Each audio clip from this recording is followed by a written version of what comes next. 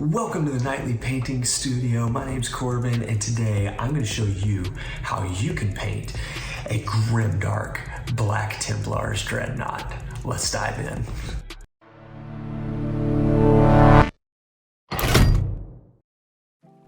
Okay, so after the miniature is completely primed, I suggest starting with black. We're going to put the first layer of paint on, which is going to be another black. This time Vallejo 950 black. And really this is just to give us a layer of paint that we can come back to and correct any mistakes with. The next paint is Scale 75 Eclipse Gray. And we're going to begin by doing some panel modulation on all of the panels across the Dreadnaught with this. This is a nice dark gray color, and we're going to use this just to volumetrically highlight all of the different armor panels. So just be aware of what shapes you're painting and how those would reflect the light.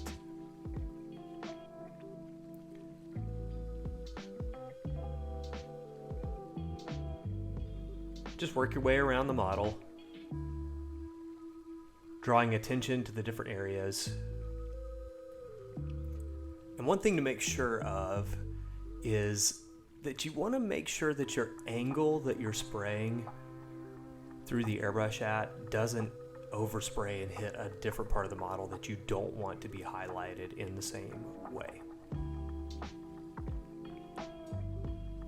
So just watch that and make sure you're very purposeful with all of the different airbrush strokes.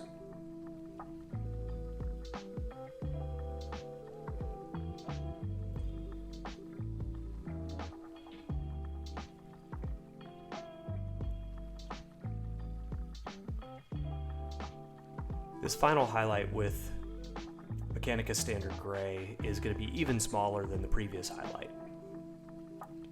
We're just going to continue to refine those volumetric highlights and panel modulation around the miniature.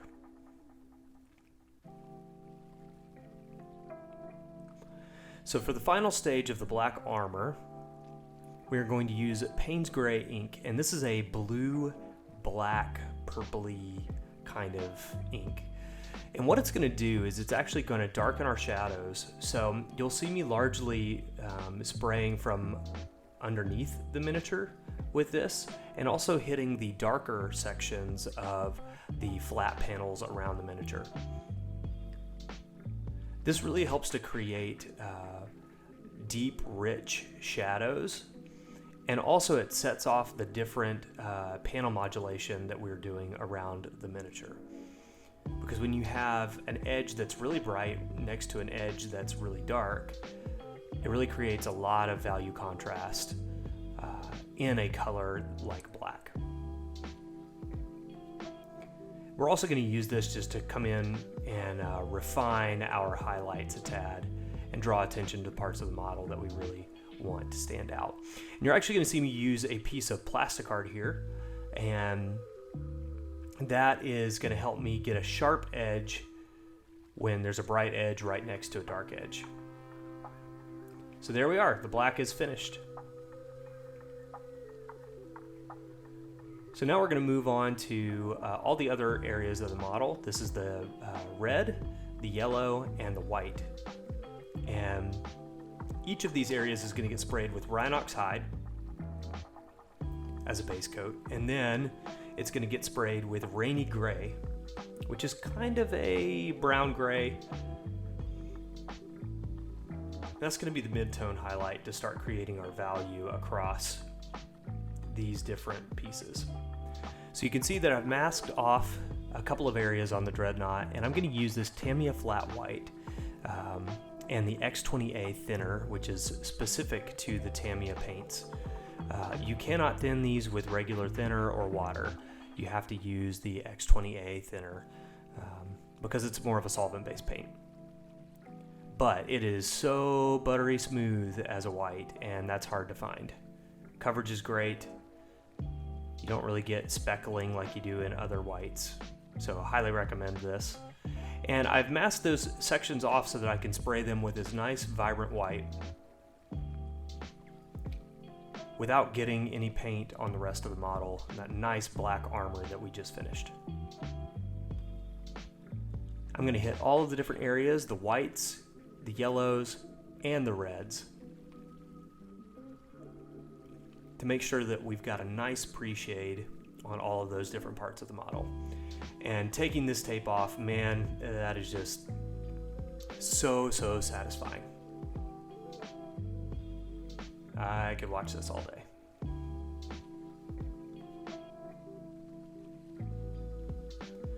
Okay, so base coating the yellow parts of the miniature, we're going to use Averland Sunset to get a nice base coat.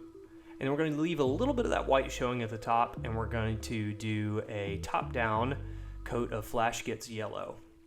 And that's really going to help us get a nice, vibrant, bright yellow, which is pretty hard to do otherwise.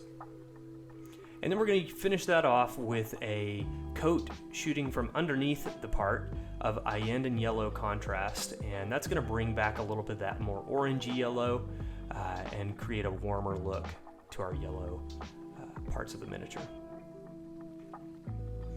For the reds, we're using Flesh Terror's contrast, and we're just giving that a nice even coat through the airbrush across all the red parts of the miniature.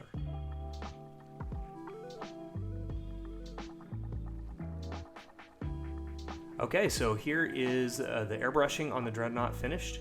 You can see that it looks very weird at the moment, but we're going to refine that. So now onto the decals, and we're going to use Microsol and Microset. So first we apply Microset, then we apply the transfer, position it right where we'd like it, and then we let that dry. You can see here, I found if you're really careful using a pair of tweezers, actually it makes it easier to move those transfers around. And then I'm applying a coat of Microsol after it's dried to dissolve the outline of the transfer. And then you can cover that back over with another layer of Microset to set it. I have a whole video on transfers, so if you want more information or a more in-depth look at how to do it, I'll link that video above. But you're going to work your way around the model, applying all of the transfers, and then we're going to hit the model with a coat of varnish. It's going to be a 2-to-1 mix of ultra matte varnish and gloss varnish.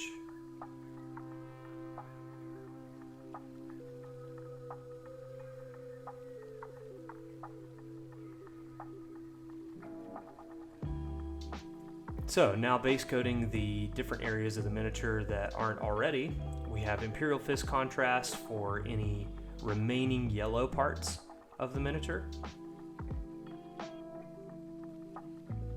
So you can see I'm working on a quartered shield heraldry here for the Dreadnaught, and the next part of that shield will be ball red contrast. Great coverage over that white. Just be as neat as you can. You can always come back and correct any mistakes. And then the most tedious part, blocking in the rest of the black or silver sections of the miniature with Vallejo 950 black. Really, this is just going to help all those different parts stand out as we paint them on the Mini.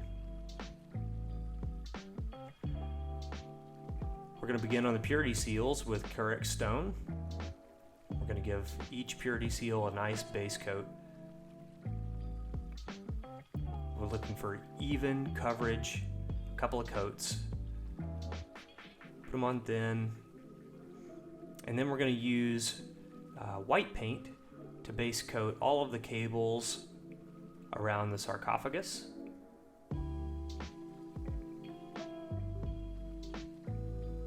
We're going to use this same paint paint in all of the lights on the Mini.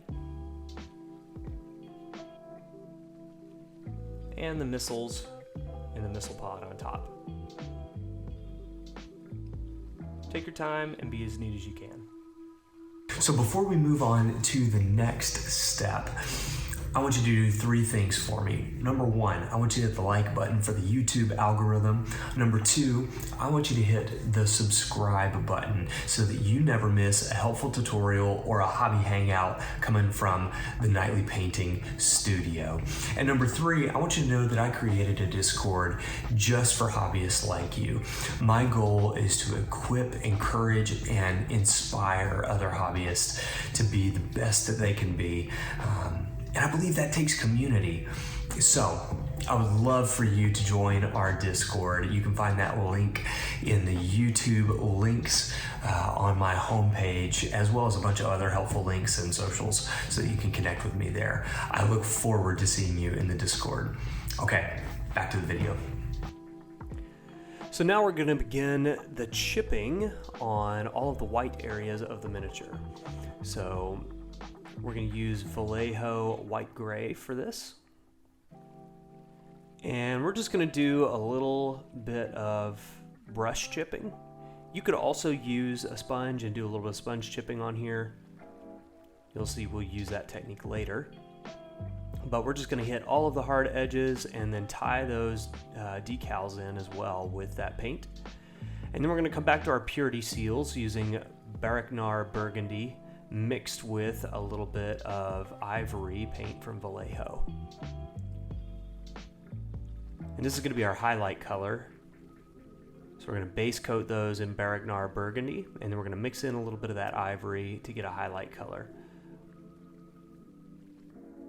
And you can see on that first purity seal, I actually went way too heavy in the ivory, and now I'm having to come back and I'm going to glaze a little bit of the Dreadnaught Burgundy back onto that.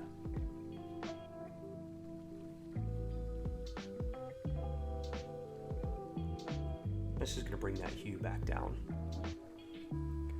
So our next one is going to be Skeleton Horde Contrast. And this is going to go all over the purity seals. It's going to shade the purity seal for us and tint the color just slightly. And then we're going to come back with our Carrick Stone. And we're just going to block in the highlights with that color.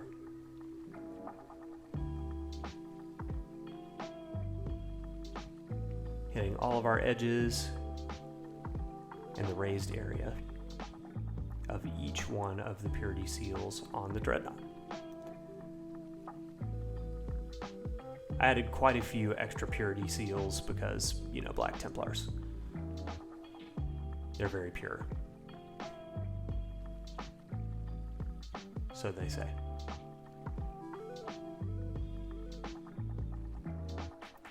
Okay, so now we're going to do the little bit of writing on the purity seals with Vallejo 950 black. You could also use something like an Abaddon black or really any black that you have.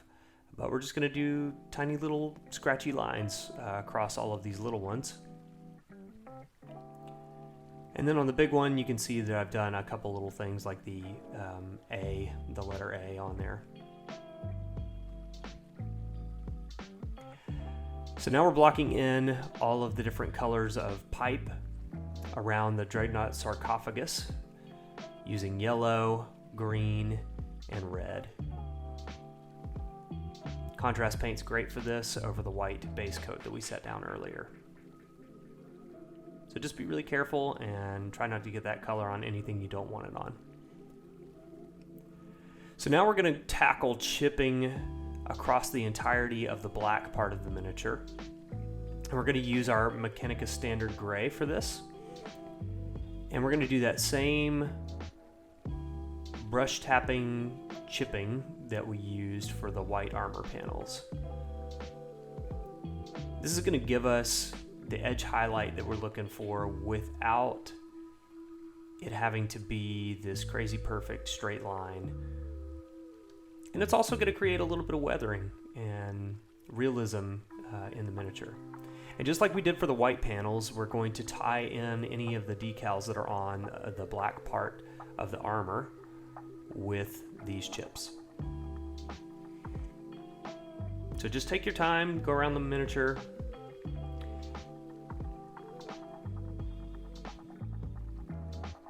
Create all of your chipping highlights and weathering.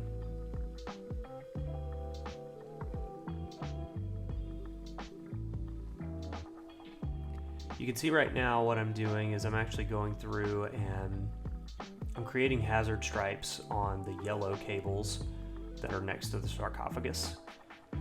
Couldn't really get great coverage of this from my camera, but you can see the process there. Paint black lines, and then you paint a slightly, use your ivory paint and paint just a tiny white line as a reflection on the cable.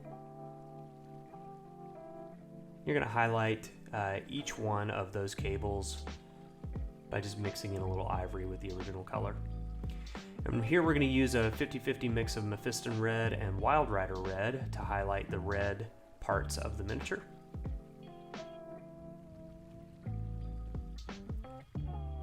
So this missile pod on the back and the other main gun. And then just paint your cables inside the sarcophagus with silver. Those are the kind of bundled cables. And now we are going to use that sponge chipping method with a little bit of burnt umber ink. And we're just gonna go pretty liberal with this across the model. And what we want to do is we just want to create dark chips across all of the black armor panels and the white armor panels and the red weapons and the yellow parts of the miniature. So really you can hit each section of the miniature other than the metallics with this. And this is just going to add to our weathering across the model. It's going to break up those big armor panels. And again, create a bit of realism on our miniature. So just take your time, work your way across the miniature, and try to vary up which part of the sponge you use so that you get different looking chips as you go. The next thing that we're going to do is we're going to hit this model with a varnish. This is going to be a 2-to-1 mixture of ultra matte varnish and gloss varnish from AK Interactive. And we're going to apply that through the airbrush. So now we get to begin our metallic paints. And this is one of my favorites. It's Exhaust Manifold from Vallejo Metal Color series. And these paints are amazing. Their coverage is awesome. They look very realistic. And they're just honestly a joy to use. So I can't recommend that range of metallic paints enough. So just work your way around the model and hit all of the metallic areas with this paint. Be as neat as you can. And now we're going to work on our gold mix, and this mix is something I learned from the great Vince Ventruella. It's a really great gold. It uses parts of 3 different colors to mix up this paint. You can find a really great video over on his channel about how to mix that.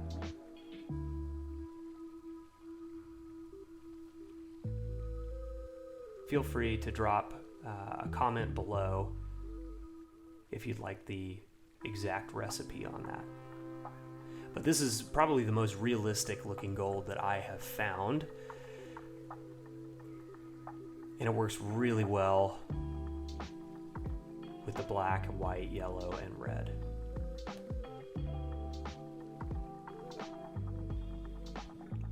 So just be very careful again as you're going around the miniature, work your way around. Make sure to give everything a good solid base coat of this gold. So now we're going to come in with a highlight, and we're going to highlight up all of the different metallic areas around the miniature. So just take your time, hit all the edges, Get all the rivets. And try to stick with your volumetric highlighting that we've been doing across the miniature so far.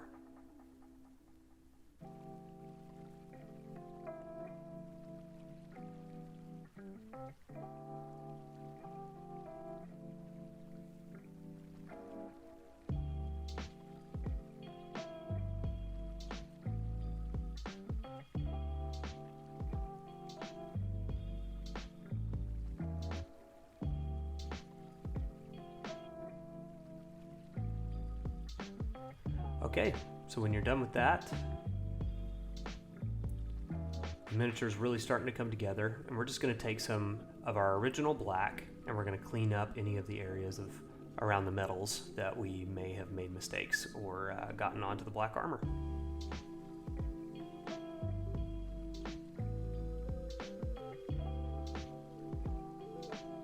Okay, so now this is going to be additional weathering. We're going to use the lead belcher from Games Workshop, and we're going to do a little bit more brush chipping on all of the edges of the miniature. And this is just going to create another layer of highlight for us. So once you've gotten that done across the entirety of the miniature, it's time to move on to the base. So I use a couple of different things. I use some stones, some sand grit from Games Workshop. I can't even remember how old this tub of sand is. And some rough terrain texture from AK Interactive. So you're just gonna gloop that on the base. You're gonna spread it around, create a lot of variation on the base. You can mix a little bit of water in to get it to spread easier and go farther with the coverage. And the little trick you see me doing right there is just to use your finger while it's still wet to clean up the edge of the base.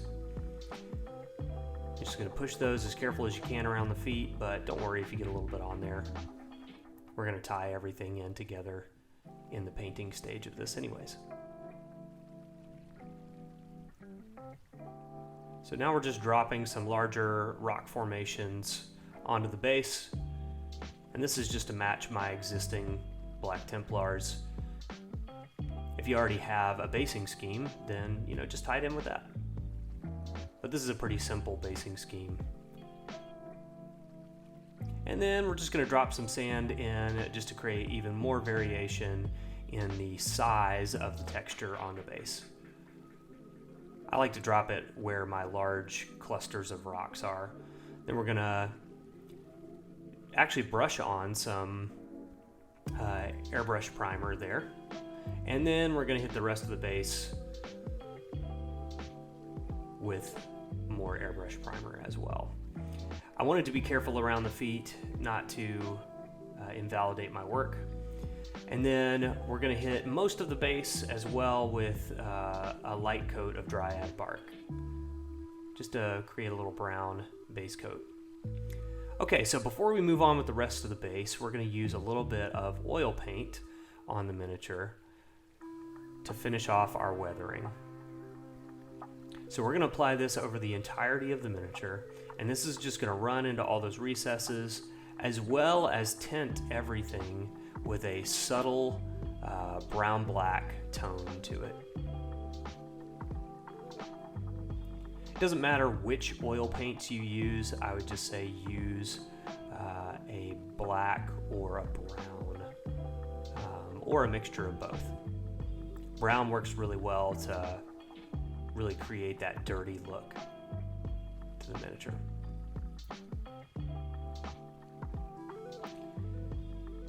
And to dry these, I normally hit them with a couple minutes under a hairdryer, just so that you don't get any crazy pooling anywhere.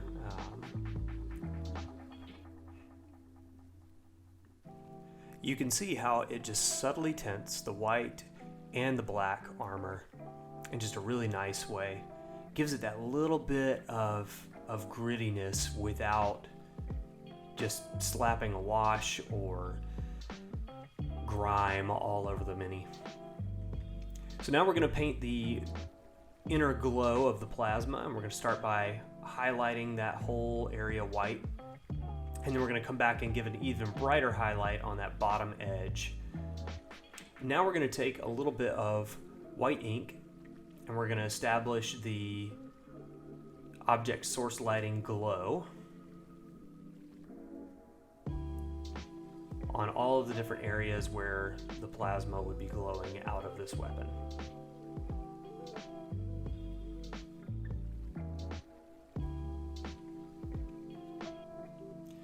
So I chose to go with an orange glow, so I mixed yellow and red ink to get this nice, vibrant orange. And we're just going to airbrush that all over the white sections of the plasma gun. We're going to reestablish the white with a little more white ink. And then we're going to come at it from below with our orange ink again. And that's going to help it look like the glow is coming from kind of the bottom part of the plasma area. We're going to put a little black on the coils so that we can tell the difference between the outside part that's a little cooler and the inner part that's really hot.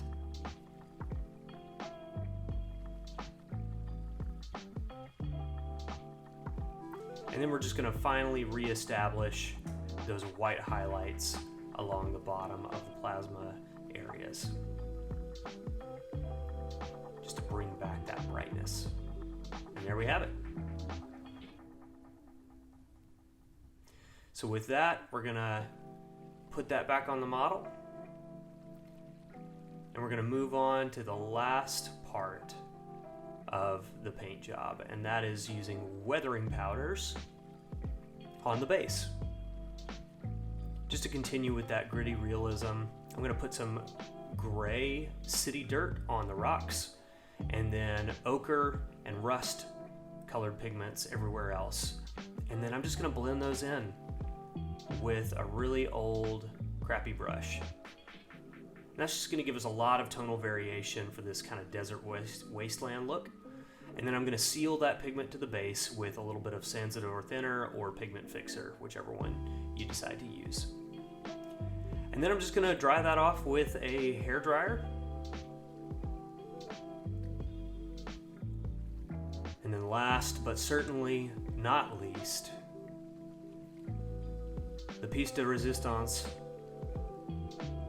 painting the base rim black. Yes, black. It is the only correct color for a base rim. And now, for the final reveal.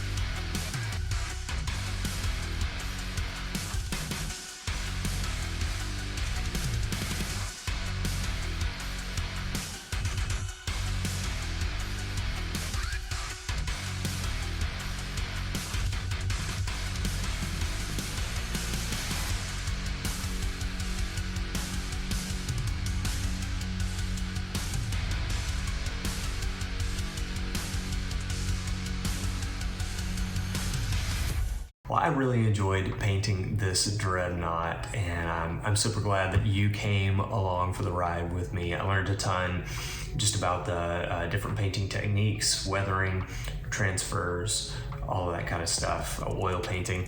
Yeah, super fun project, and thanks for hanging out with me as I painted this Dreadnaught.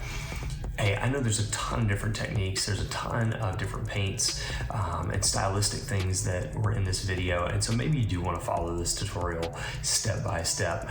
I want to see it. So tag me on social media as you post your work in progress and your finished minis if you do follow this tutorial. Hey, maybe you just got one thing that you're going to implement into your current army from this video. I want to see that too. So tag me for those as well. And you know, my goal is to encourage, equip, and inspire other hobbyists. And I hope that this video has done that for you today. If you did get value out of this video, I would just ask that you like, share, and subscribe this video. And make sure that you don't miss any other videos from the channel by subscribing. Also, I want to see you in on our Discord. You can find that link on the YouTube homepage. Join a community of like-minded hobbyists who are here to encourage each other and build each other up. And let's do this thing together. I'll see you over in the Discord, and I will see you in the next video. Peace.